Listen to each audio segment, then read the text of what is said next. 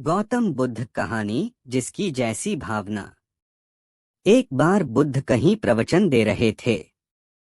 अपनी देशना खत्म करते हुए उन्होंने आखिर में कहा, जागो, समय हाथ से निकला जा रहा है। सभा विसर्जित होने के बाद उन्होंने अपने प्रिय शिष्य आनंद से कहा, चलो थोड़ी दूर घूम कर आते हैं। आनंद बुद्ध के साथ चल दिए।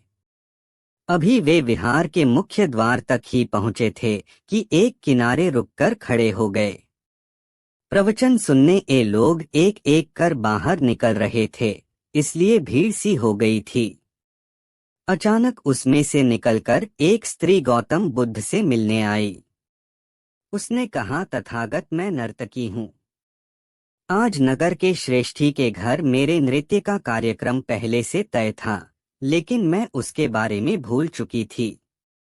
आपने कहा समय निकला जा रहा है तो मुझे तुरंत इस बात की याद आई। धन्यवाद तथागत। उसके बाद एक डकैत बुद्ध की ओर आया। उसने कहा, तथागत, मैं आपसे कोई बात छिपाऊंगा नहीं। मैं भूल गया था कि आज मुझे एक जगह डाका डालने जाना था कि आज उपदेश सुनते ही मुझे अपनी योजना याद आ गई।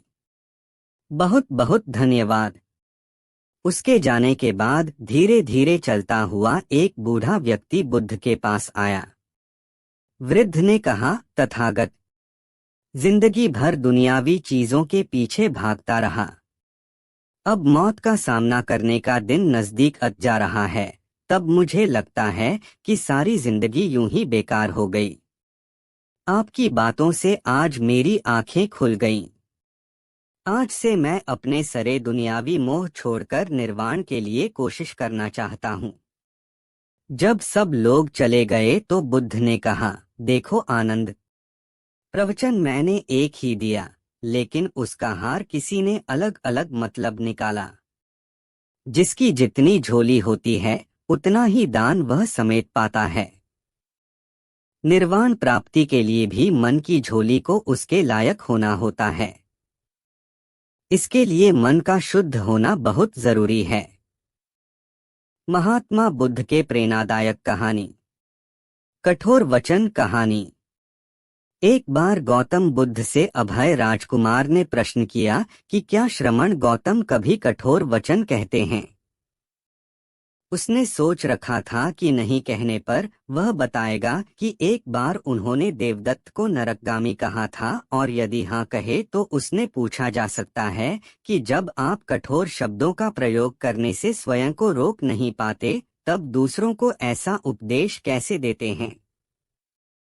बुद्ध ने अभय के प्रश्न का आशय जान लिया। उन्होंने कहा, इसका उत्तर न तो हाँ में दिया जा सकता है और न नहीं में। अभय की गोद में उस समय एक छोटा बालक था। उसकी ओर इशारा करते हुए बुद्ध ने पूछा, राजकुमार, यदि दाई के अनजाने में यह बालक अपने मुख में काठ का टुकड़ा डाल ले तब तुम क्या करोगे। मैं उसे निकालने का प्रयास करूंगा।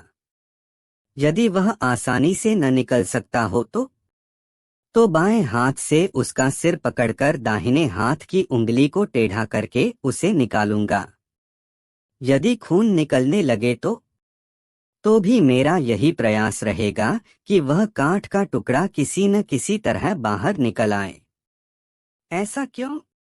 इसलिए कि भंते, इसके प्रति मेरे मन में अनुकंपा है। राजकुमार, ठीक इसी तरह तथागत जिस वचन के बारे में जानते हैं कि यह मिथ्या या अनर्थकारी है और उससे दूसरों के हृदय को ठेस पहुंचती है, तब उसका वे कभी उच्चारण नहीं करते। पर इसी तरह जो वचन उन्हें सत्य और हितकारी प्रतीत होते हैं तथा दूसरों को प्रिय लगते हैं, उनका वे सदैव उच्चारण करते हैं। इसका कारण यही है कि तथागत के मन में सभी प्राणियों के प्रति अनुकंपा है। गौतम बुद्ध कहानी। गालियों का प्रभाव। महात्मा बुद्ध एक बार एक गांव से गुजरे।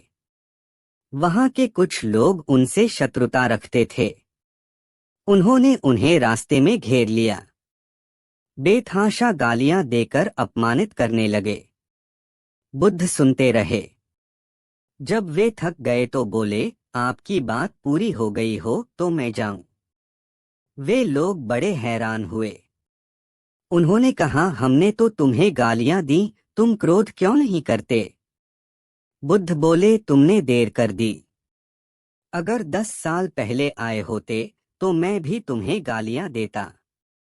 तुम बेशक मुझे गालियां दो, लेकिन मैं अब गालियां लेने में असमर्थ हूं। सिर्फ देने से नहीं होता, लेने वाला भी तो चाहिए।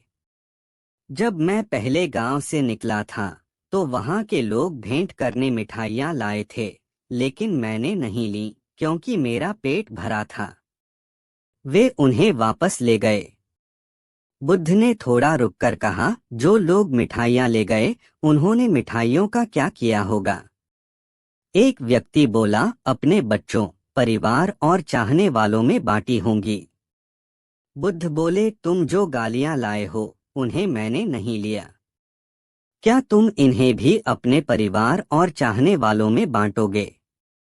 बुद्ध के सारे विरोधी शर्मिंदा हुए और वे बुद्ध के शिष्य बन गए।